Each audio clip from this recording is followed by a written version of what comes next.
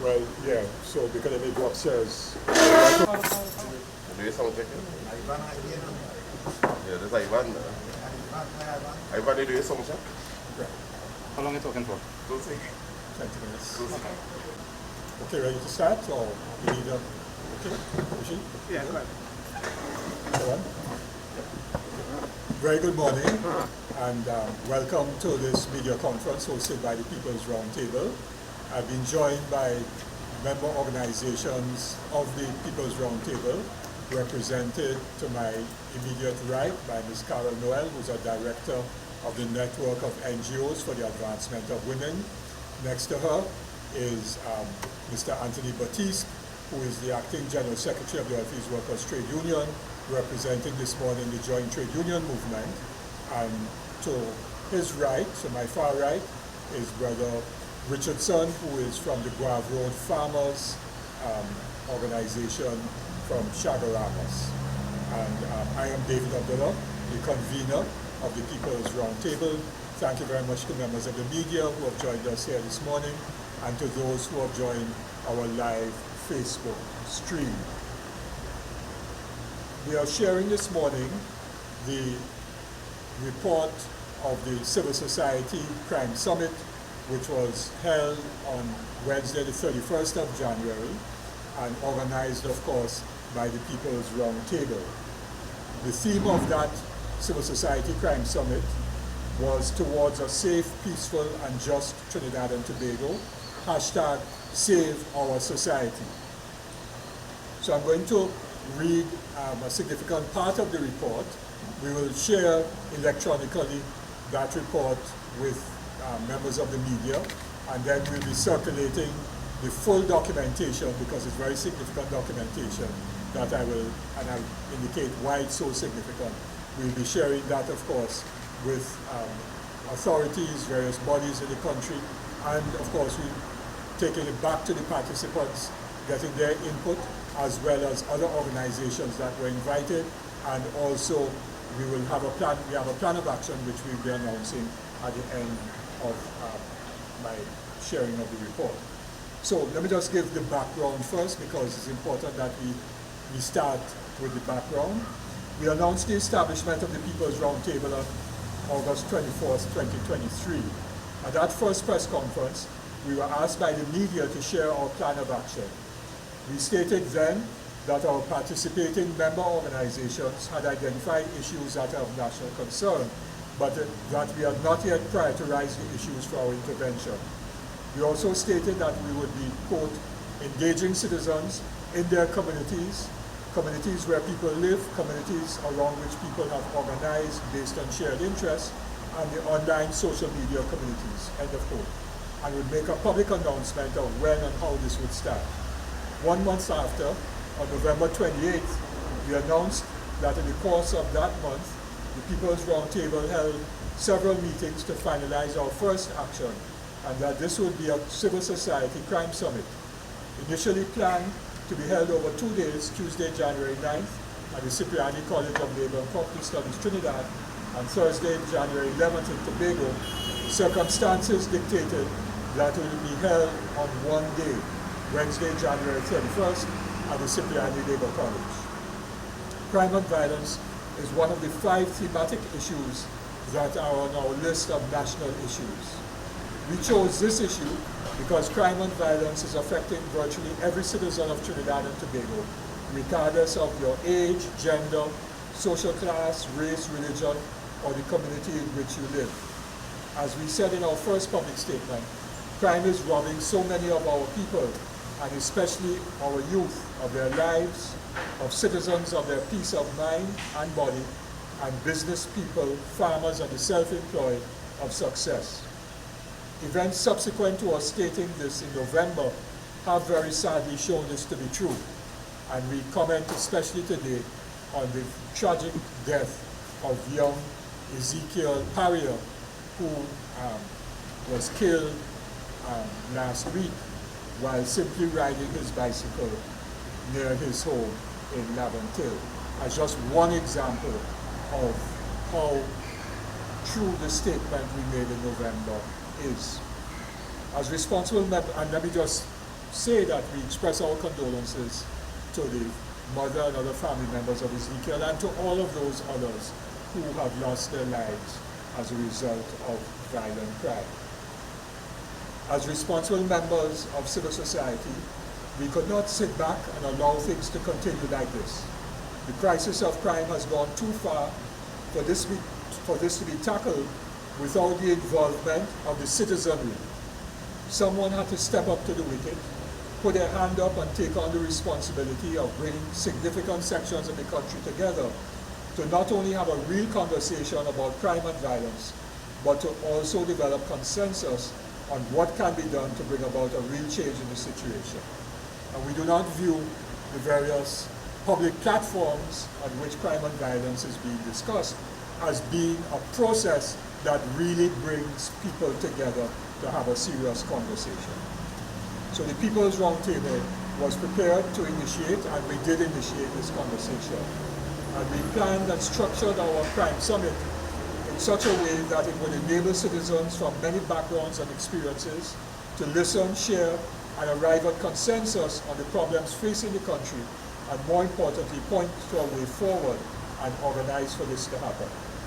And we therefore extended invitations to more than 100 civil society organizations and individuals for them to participate in our crime summit. And this is consistent, or this was consistent with how we envisage our process and the principles that we enunciated in our first statement. Given that we are engaged in a process of serious conversations and actions, we committed to summarize the proposals and outcomes and consensus which would emerge from the crime summit. The report would then be presented to all the relevant bodies for its implementation. However, the People's Roundtable will not stop there. We will popularize these outcomes so that the largest number of our citizens can be aware of the details, and more importantly, so that they can add and subtract to what took place on the 31st of January, because we don't believe that even though we have broad participation, that those who participated necessarily represent or capture the thinking of everyone. And so we plan to go out in the communities and get people's views so that really and truly we can come up with a report or document that is driven from below. And then, of course, that will enable us to develop a powerful movement to force the relevant bodies to act on our recommendations and proposals. That is the background. So let me now go to the summary of the outcomes, beginning with the assessment and the analysis. The Civil Society Crime Summit shared the consensus that, one, the issue of crime and violence is not just about more laws, or better policing, or more police officers, or more police vehicles, or more money for national security, or issuing more FULs. That approach to dealing with the problem has not resulted in a safer, more peaceful society. In fact, things have gotten worse. More resources has actually meant less safety. There are many contributing factors to our crisis, therefore, and all of these require urgent intervention. We cannot take a limited tunnel vision approach to the issue of crime and violence. Secondly, crime and violence affects everyone, and it also has a negative impact on the economy. Thirdly, while there are actions and interventions that can be immediately effective to improve the safety of citizens, to get us to being a peaceful and safe society also requires systematic interventions over a sustained medium to long-term time frame. Knee-jerk reactions, soundbite statements from political platforms, and a Vicky-Vibe policy initiatives have contributed to the problems becoming more entrenched. Fourth, the crimes of violence, being horrific, have been the focus of public attention, while white-collar crimes and corruption are ignored, even though these may be fueling the violent crimes. In this scenario, it is easy to point the finger at the young men who may be pulling the trigger, while we ignore the entrenched status quo that has led to these young people being in gangs. Next, our value system is no longer based on solidarity, collective responsibility. Some may use the old proverb of a village raising a child, but rather on individual success to the point at one extreme where greed is rewarded. The crime and violence that we are experiencing in Trinidad and Tobago today is the result also of a process of policy failures over more than 30 years. These policy failures, and therefore it suggests not one government but successive governments, these policy failures have led to a society that is characterized by growing inequity and inequality. B, an education system that is not providing real opportunities for all of our children and young people to fulfill their potential and talents. C, the state no longer being responsible for the welfare and well-being of citizens. This has led, for example, to the gangs becoming states within states and providing the social support that the state ought to be providing. So you hear stories that if the gang leader is killed, who is going to take care of granny's medical bills? Who's going to send the children to school? Who's going to buy the school books? Who's going to finance the Christmas parties? Who's going to support the children's sports groups and so on? And on the other hand, where state programs are not meant to improve people's lives and enable social mobility, but are focused on grants that can lead to dependency and a means of creating loyalty to party. That this failure in public policy over the years has also led to a breakdown in parenting, the causes of which are multifaceted, and the details of the report will spell out all of the ways in which that breakdown is multifaceted. It's not simply a matter of blaming the parent, because just to give an example that came up, a single parent mother who works from 6 in the morning to 6 in the evening, who leaves home at 4 to get to work on time, will not see her children until she gets home at 8. How is that single parent going to help the children with homework or home lessons? And who supervises the children while the parent is at work and the children are home from school? The parent cannot attend PTA meetings given their time schedule. And so the breakdown in so-called parenting is not a matter of victim blaming the parent, but understanding all the circumstances that have led to a breakdown in our family life and in parenting. Another issue as a result of policy failures is the fundamental weakness or dysfunction in all of our state institutions that have responsibility for ensuring citizen safety and justice. This is rooted in the very nature of the post-colonial state, which was really designed to protect and serve the interests of the few and not the majority. And that there is a loss of trust between the ordinary citizen and the institutions in the criminal justice system, police, courts, prisons, and so on. And that policy failures over the many years, 30 more years, have ignored the very many studies and reports on crime, violence, the justice system, the prison system, and on the social realities in communities. Recommendations made 20 years ago, that's an entire generation ago, if implemented then, may well have prevented the rapid descent that we are experiencing into barbarism. And those are some of the summary of the assessments that we have made. I now address some of the policy recommendations. Now, we had, as you are aware, before I get to the policy recommendations, let me share the proceedings so that there will be an appreciation of how the Crime Summit took place. Our Civil Society Crime Summit, which was held on the 31st of January, had just over 100 participants from some 30 organizations. And given that this was a working day and was in the middle of the carnival season, we actually had an excellent start to our process. As we promised, our Crime Summit was organized for maximum participation and for very serious discussion on the multifaceted aspects of the crisis of crime and violence. There was no party politicking, no bashing, government opposition, no name calling of this one, that one, who bad or who good, no grandstanding, none of that.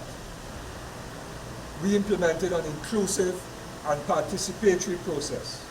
Thus, we had one major lead presenter, and this was followed by 5 presenters drawn from different backgrounds and work of professional expertise. The lead presenter was Professor Rhoda Reddock, Professor Emerita at the University of the West Indies, St. Augustine. Our other presenters were Mr. Wayne Haid, Calypsonian attorney, retired police officer in the Trinidad and Tobago Police Service, and retired UN, United Nations Chief of Conduct and Discipline. Mr. Issa Mohammed, chair of Project 600, an NGO group that organized a major crime or anti-crime march in December of last year.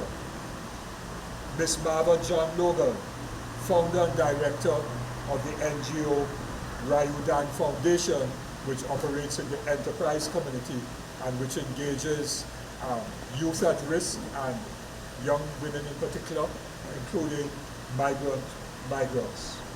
Pastor Clive Dottin, well-known cleric who has spoken extensively about crime and violence and who has taken his ministry into the communities. And Ms. Michelle Solomon Baksh, attorney at law, lecturer at the Hugh Wooding Law School, and the Deputy Director of the Police Complaints Authority. Those were the presenters. Unfortunately, Mr. Mohammed Muwakil, performing artist and cultural activist, was unable to present due to unforeseen circumstances. The formal presentations were then followed by 9 simultaneous working groups, what we call roundtables, in keeping with the idea of the People's Roundtable, each of which discussed a particular issue that links to crime and violence. And participants were randomly assigned to working groups, although some moved from the one that they were assigned to one that they'd be more comfortable with. But essentially, we didn't just let people go to where they wanted to go, where they felt most comfortable. We tried to assign people so we could get a cross-fertilization of backgrounds and experiences and ideas. The following 9 roundtables met for an hour after the formal presentations, and the groups and their respective facilitators were Culture of Violence and Youth at Risk, the Arts and Culture as an Alternative, facilitated by Dr. Tayimba Salandi, lecturer in Sociology at the University of the West Indies, St. Augustine, and Mr. Rubadiri Victor, writer, visual and performing artist, chair of the Artist Coalition of Trinidad and Tobago, member of the Roundtable. Corruption and White-Collar Crime was facilitated by Ms. Susan Francois, former director of the Financial Intelligence Unit, and someone who has experienced violent crime in her family. She actually is the sister of the late Dana Sita High, senior counsel. The education system was facilitated by Mr. Noble Phillip, business leader, well-established business leader, and a newspaper columnist in the Express newspaper. Structural policy issues in the economy, facilitated by Mr. Brian Kahn, development economist. Reimagining our communities and the role of community-based organizations by Mr. Dean Allen, who's a design artist and a proponent of redesigning community spaces. Challenges to positive family life was facilitated by Ms. Karen Well, who's here with us today. Gender-based violence, facilitated by 2 young women from the Institute of Gender and Development Studies, UE, St. Augustine, Ms. Khadija Pay and Ms. Lisedi Ligon. The criminal justice system, inclusive of the prison system and policing strategies, facilitated by Mr. A. Corey Gilks, commentator and a former member of the Protective Services. Our rapporteurs were drawn from trained personnel of the Cipriani College of Labor and Cooperative Studies, and we were very thankful to them for providing that service for us. We also issued feedback questionnaires to get feedback from our participants. And the consensus was that the presentations were excellent, of a high quality, diverse, and very informative.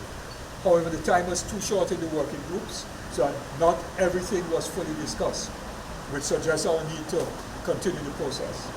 The facilitators were knowledgeable and did a very good job.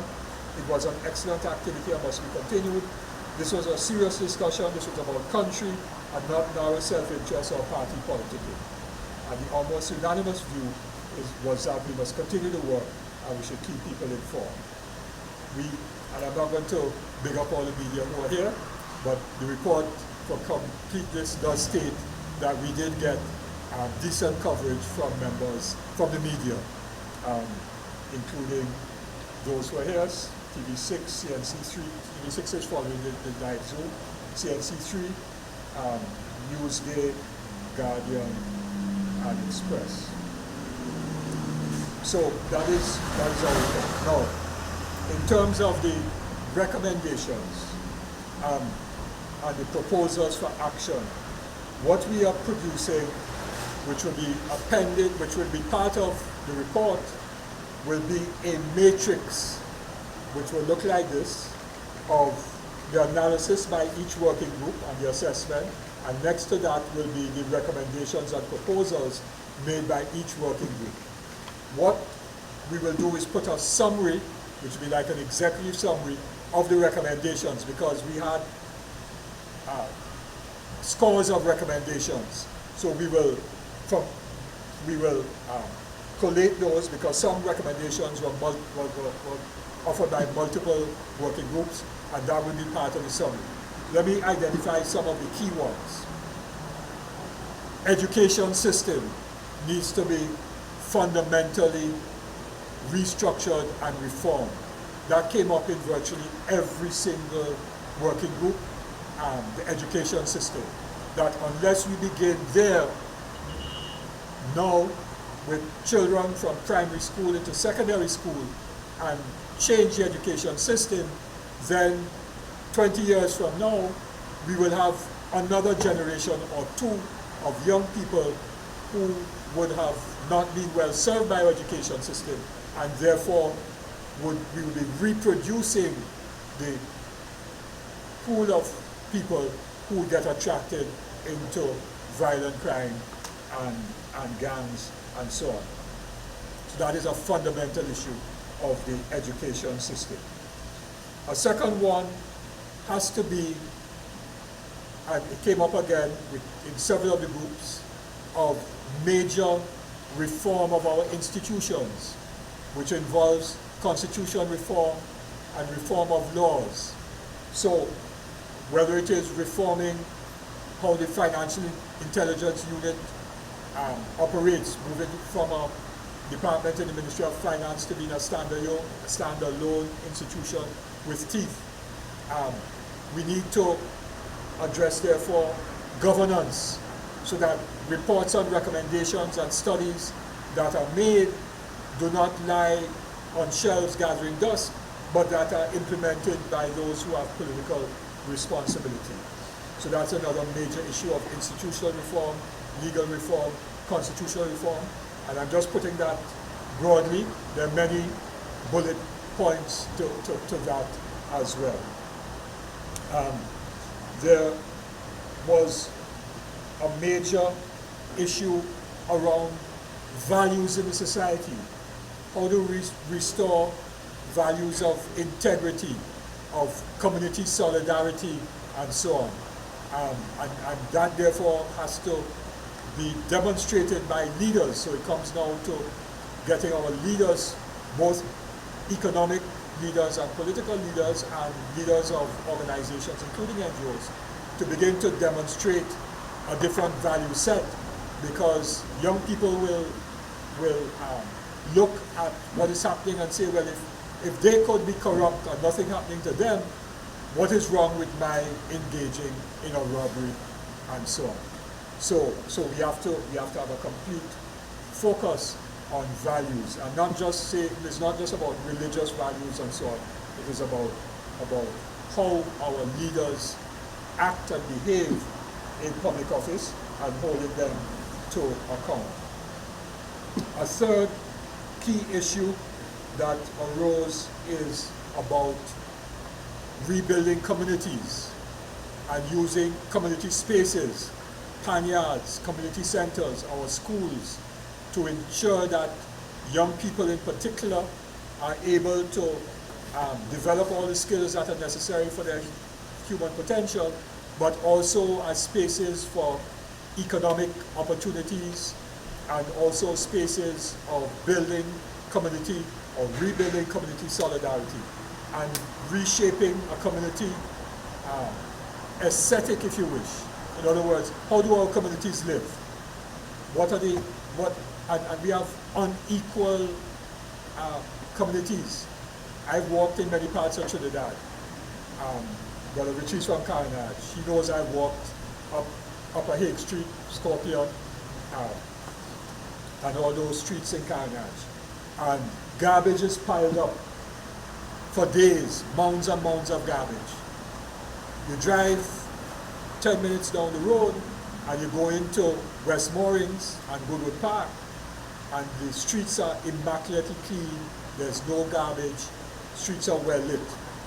So the very way in which people grow up in our communities helps to shape their attitudes to life and their attitudes to institutions and to the country as a whole. They feel excluded and so on. Martin Daly had a very important column in yesterday's Express about the carnival and how that is segregating our society in a way that can have, already having, social repercussions and so on.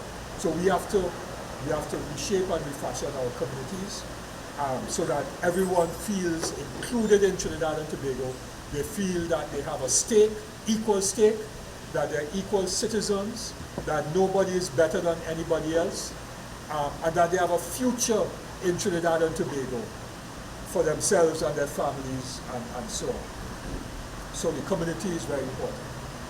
Another key issue is around providing alternative interaction to our young people, young men in particular, but our young people, alternative to the peer pressure that may exist on some of the blocks where you have those who are engaged in criminal activity and violence and gangs. We need to have alternatives through major ongoing sustained mentorship programs in schools and in the communities so that our young people can grow up with role models that are very positive for them, and they see themselves emulating those role models and not emulating a role model as a gang leader, etc. So those were some of the major issues in terms of the economy. Restructuring the economy so that the distribution of wealth and income is fairer and more just, because we have growing inequality, and that the Constitution, as the Constitution says, that the material resources of the community should serve the common good. And so we have to restructure the economy in such a way that the burdens of life are not all placed on the majority of working people and the poor and so on, and that we create in the economic space decent work for all of our young people. So those were some of the things that came out. Obviously, there are some major recommendations that we'll be making with respect to improving policing. As I said, key in that developing relations of trust and confidence, and that has to do with how obviously the police are operating in the communities. And there may be some other very basic things. For example, I think it was reported in the media that one car was intercepted after with people in it who had committed, I think, a murder. And that car had 4 different license plates. I heard that somewhere in the media, and actually you could confirm it, right? And so that is madness. We should have a central authority issuing license plates with microchip embedded in it, so that you can't go and put on a false license plate in order to escape scrutiny and tracking and so on. So there are a lot of things that can be done that we will detail, that we can detail. The issue of creating in East Port of Spain a heritage city. You know, I saw something on television last night where visitors on a cruise ship came into Port of Spain. And there are tours, but some are walking around town, right? There is nothing downtown for them to look at. You look at Cipriani's statue, you see the statue of Brian Lara on the promenade. and there are 1 or 2 stores downtown. What else is there to look at besides the homeless, right?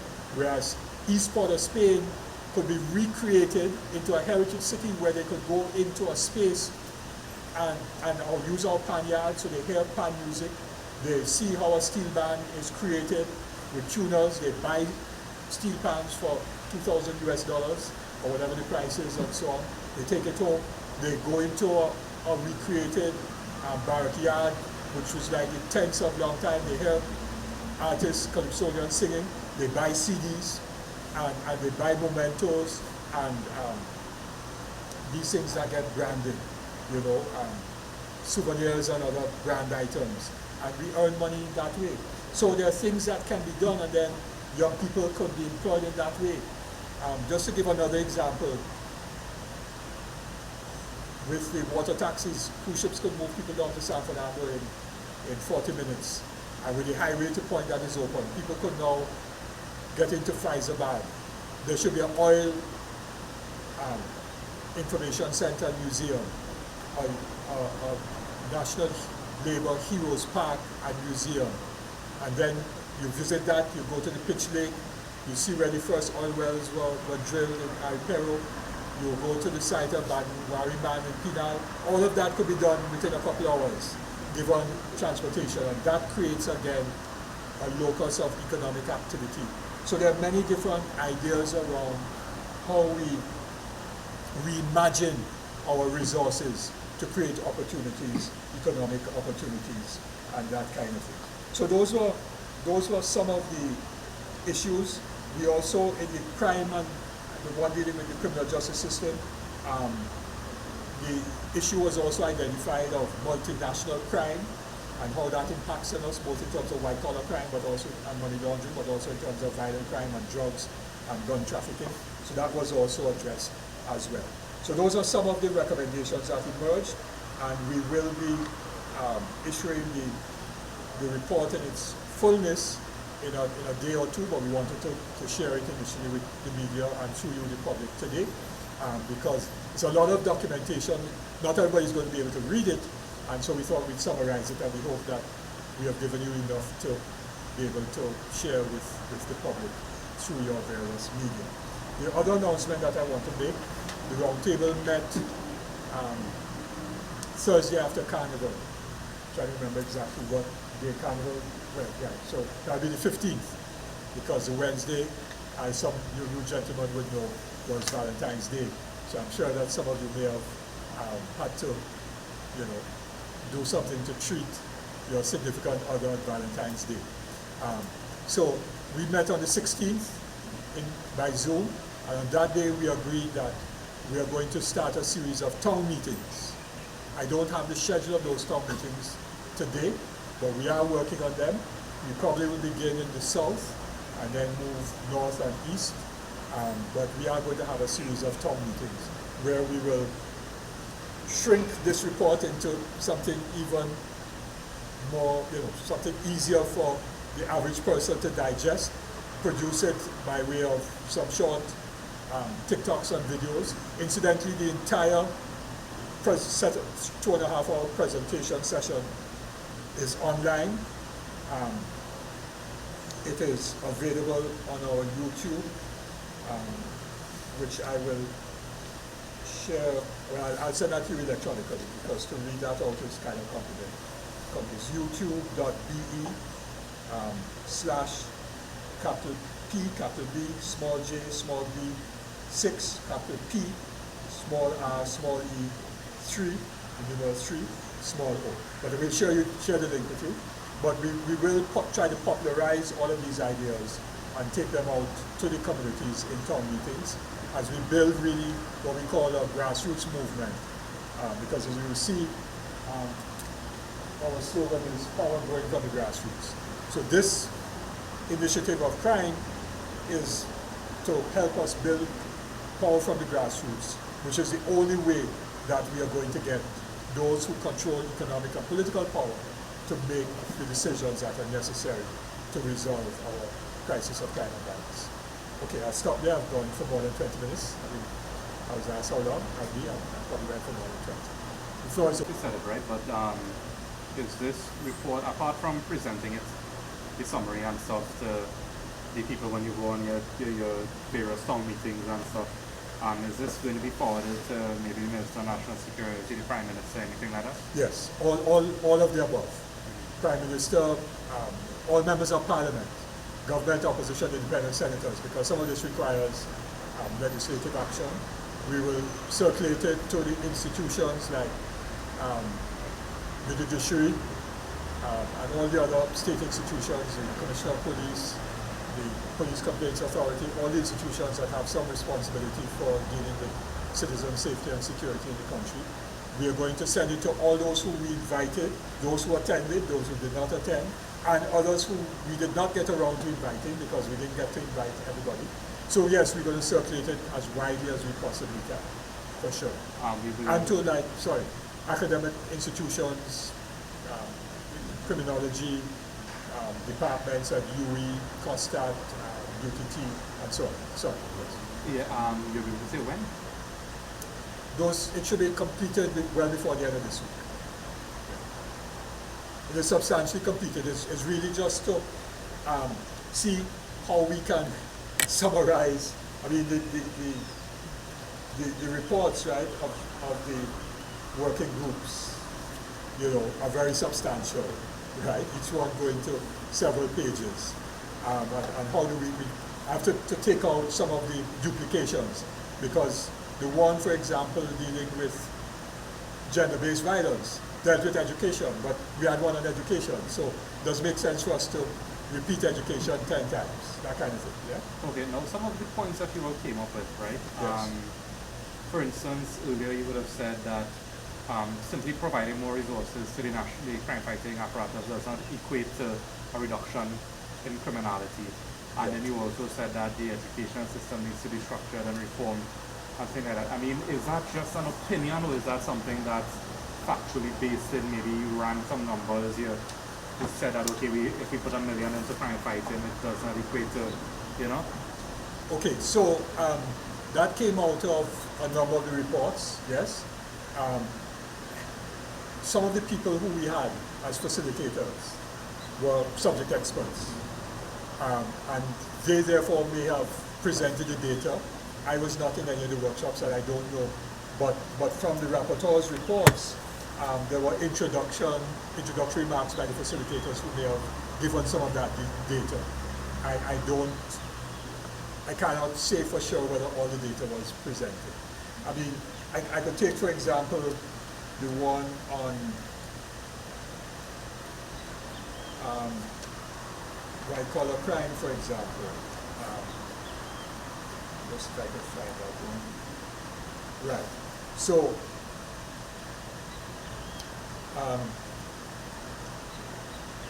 what was bullet pointed there? Examples were provided, such as embezzlement from government departments. All right. Definitions were given of what white-collar crime was and so on. Recommendations about restating the Anti-Corruption Investigation Bureau in the AG's office. So there were some details, obviously, which would have been based upon the facilitators' intimate knowledge with that. So that's why we chose facilitators who had a certain kind of expertise in the respective areas. Corey Jerks, for example, Hollis may know Corey Jerks. He's a San Fernando person. Jerks family from Laramie, right? But Corey was in the protective services. He was a former Coast Guard officer, involved in,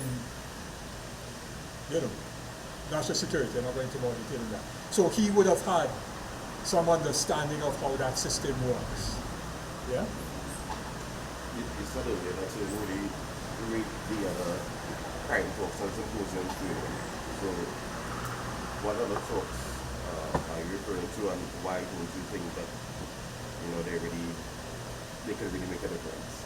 Okay, so I was making a distinction between how we have gone about it and how others have gone about it, okay? And so what I was making is that those obviously are party political platforms. They have their agenda. In this country, everybody has their particular agenda. It's up to them, right? What we are trying to do, though, is different, because as you heard from how we structured it, the 9 working groups that we had, each looking at a different aspect. So people were then focused on that, and therefore it wasn't about making knee-jerk statements or soundbite statements or something that sounds good. We were really trying to come to grips. Richie was in a workshop. Actually, were you there? Okay, Richie was in a workshop. I know which one he was in. Carol facilitating a workshop. And I mean, I got feedback from some of the facilitators. One facilitator said in an email to me that, you know, he thought it was going to be rhetorical, everybody coming to talk up the thing, right? Whoever those people are. But he found that it was very serious, people were very thoughtful, trying to come to understanding, sharing experiences, and debating, because different people may have had different views about parenting, about community building, about the economic thing. So this is why we are different. We're trying to create a serious process of listening to each other and sharing and understanding, because if we don't do that, we're not going to solve the problem.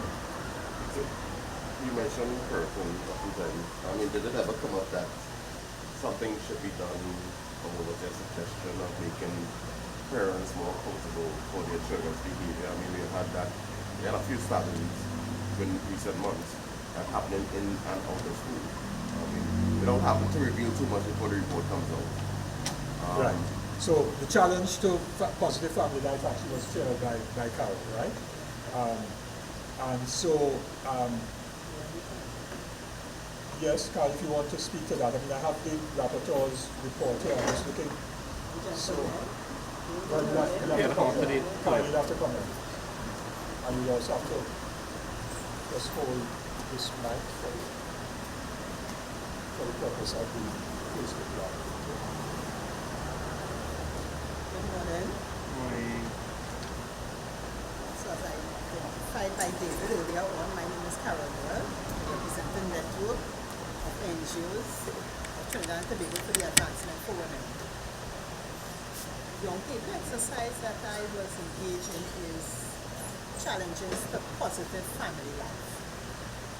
And in those discussions, what came out wasn't the book things, wasn't the technical set of stuff. It was actually the day-to-day living experiences of persons.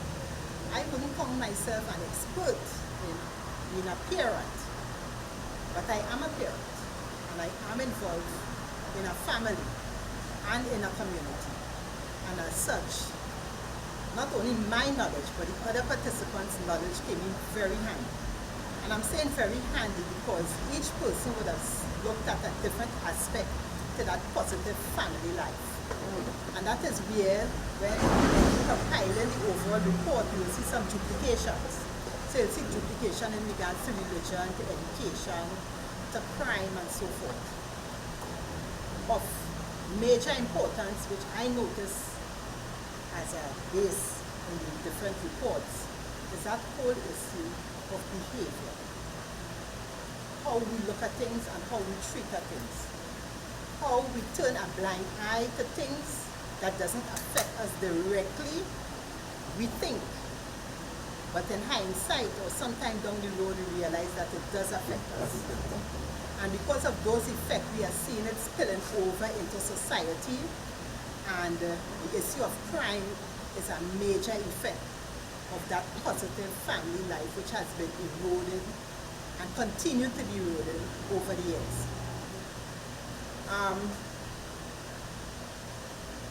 We look at some things that wouldn't be documented in the report, because the report, as I rightfully said, persons will be looking for particular data, they're looking at where the information came from and things there like that.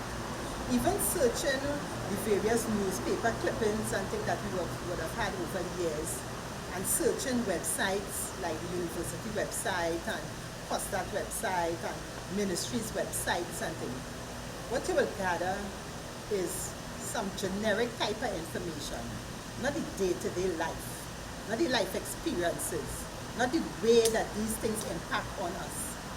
And this is why we have decided to go to the communities, because in going to the communities, we will get that information.